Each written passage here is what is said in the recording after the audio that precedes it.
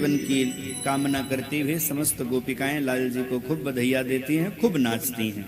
एक अंतर कथा है कि नंद बाबा जब लाल जी का दर्शन करने जाने लगे तो पौर्णमासी मैया ने कहा, जो उनकी कुल पुरोहितानी है, बोले नंद बाबा ऐसे थोड़ी ना जाएंगे लाल का दर्शन करने के लिए, क्या? बोले खूब श्रृंगार करो। तो उनको बढ़िया पीली धोती पहना दी गई, बगलबंदी पहना दी गई, खूब माथा भर करके चंदन लगा दिया गया, जरा इत्र लगा दिया गया मूछों में, और खूब श्रृंगार कर दिया गया। फिर पगड़ी पहना दी, नंद बाबा चलने लगे। गुरु पुरोहितानी ने कहा, नंद बाबा अपने यहाँ की ये परंपरा नहीं है कि लाल जी का दर्शन करने जाओ तो ऐसे सीधे सीधे चले जाओ, तो कैसे चलना पड़ता है माता जी? बोले एक हाथ कमर पे रखो, एक हाथ सिर पे रखो। बोले तब? बोले अब रख लिया, क्या अब मटको, जरा ठुमका मारो। लाल जी के दर्शन के लोभ में 80 साल के नंद बाबा ने जे ठुमका मारा कि मारा 16 साल के छोरा लोग शर्मा गए। ऐसा नंद बाबा नाचे और सब लोग नाचते नाचते लाल जी का दर्शन करने के लिए जैसे ही आंगन में प्रवेश किए तो वहां पहले से ही व्यवस्था थी। एक बहुत बड़े बर्तन में दूध, दही, हल्दी, दूर्वा और सुपारी, और उसमें सबका घोल बना के रख रखा था। और जैसे नंद बाबा अंदर प्रवेश किए सो ऊपर से भर भर करके बाल्टियों में वो खूब डाल दिया, सब दही दूध का कीचक मच गया। और इसी में आनंद विभोर होकर के, रस से सराबोर होकर के रसराज श्री कृष्ण का दर्शन करने के लिए सब लोग गए। नंद बाबा ने लाल जी का दर्शन किया है, उदार होकर के सबको लुटा रहे हैं। लाखों लाख गायों का दान किया है, तिल के 7 पर्वत बनाए हैं, स्वर्णाच्छादित करके दान कर दिया है।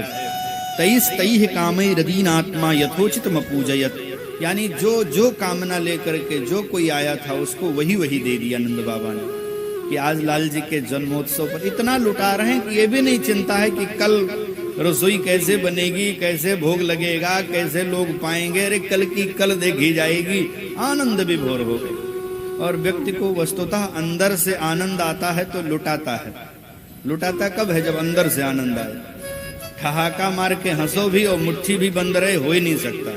मुट्ठी बांध करके हंस रहा है, इसका मतलब ये बनावटी हंसी है। मुट्ठी खुल जाए यानी व्यक्ति उदार हो जाए। तो विष्णु आराधनार्थाय सुपुत्रस्योदयाय च, भगवान की आराधना तथा अपने पुत्र के अभ्युदय के लिए मुक्त हस्त से दान कर रहे हैं। और मांगलिक कलशों से स्नान कराया गया। नंद बाबा बड़े आनंद में हैं। सब उत्सव मनाया जा रहा है, सब उत्सव मनाया जा रहा है। नंद भवन के प्रत्येक कोने में प्रकाश ने मानो प्रवेश पा लिया हो, आनंद ने प्रवेश पा लिया। पर एक कमरा ऐसा है जिसमें अभी प्रकाश नहीं पहुंचा, आनंद नहीं पहुंचा है। पूरे गोकुल में सर्वत्र आनंद है, एक कमरे में उदासी है। वो कमरा किसका है? वसुदेव जी की पत्नी रोहिणी का कमरा है, यहीं रह रही हैं। उनको 1 वर्ष का बालक है जिनका नाम बलराम होगा।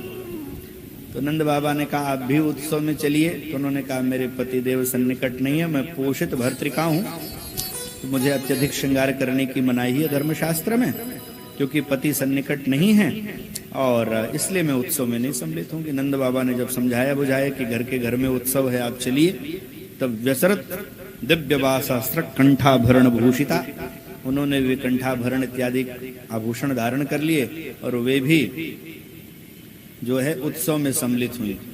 पर हमने आचार्यों से सुना है कि जो रोहिणी जी के पुत्र हैं अर्थात बलराम जी, जो साक्षात शेषावतार हैं, उन्होंने जन्म से लेकर अभी तक आंखें नहीं खोली हैं। और जब यशोदा जी की बगल में रोहिणी जी अपने बेटे बलराम को लेकर के बैठी तो भगवान ने पूछ लिया मन ही मन शेषावतार बलराम जी से, क्यों भैया, कहते थे कि बड़ा भाई बनाओ, इस बार बड़ा भाई बना दिया, फिर 1 वर्ष इतने दिन हो गए आपको आए हुए, आंख क्यों नहीं खोले? बलराम जी ने कहा हे श्याम सुंदर, तुम्हारे बिना संसार को देखने की मैं हिम्मत नहीं कर पा रहा हूं। यानी साक्षात शेष भी संसार को देखने की हिम्मत नहीं कर पाते हैं। बोले अब आप आ गए हो, आपके साथ संसार देख लेंगे। ये संसार बड़ा भयावह है, बड़ा डरावना है। बिना भगवान के देखने चलोगे तो भटक जाओगे। समझ गए कि नहीं समझ?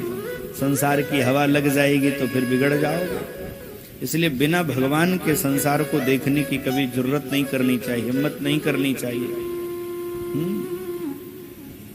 संसार भगवान के साथ देखो तो संसार बड़ा आनंद का विषय बन जाएगा।